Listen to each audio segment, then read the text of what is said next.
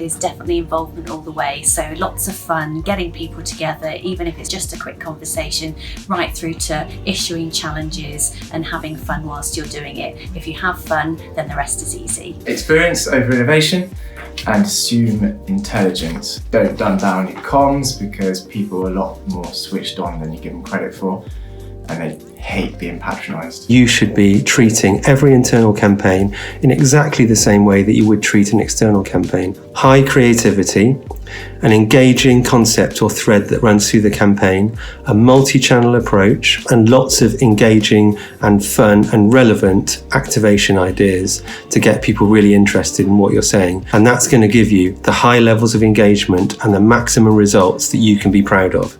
Good luck. Good comms works everywhere. So if you learn how to do it at work, then you can take it home.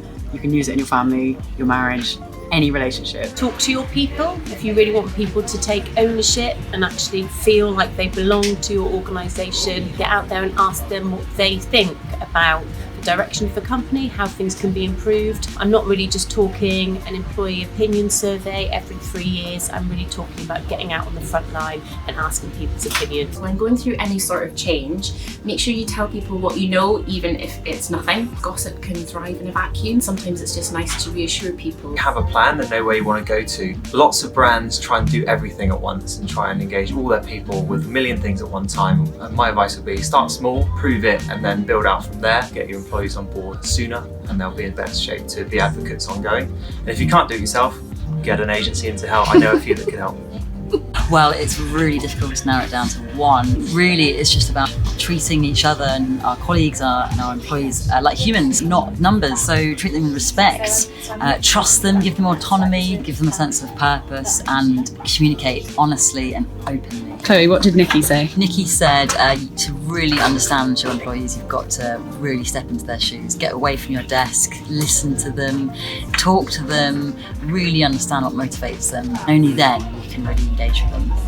My top tip is to be as inclusive as you possibly can. Remember that it's not just the people in the office that you might see every day, it's also the people out there doing all sorts of jobs in different locations, working in really different ways, often very remote.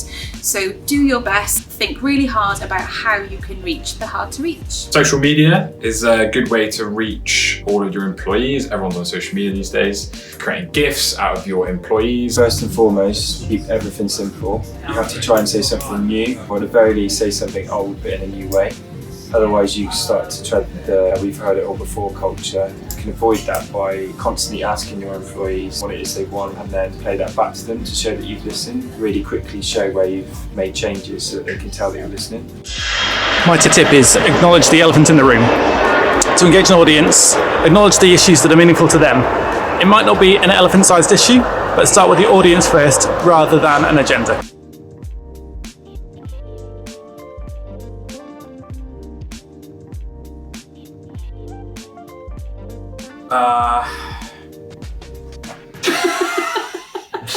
Sorry, cut.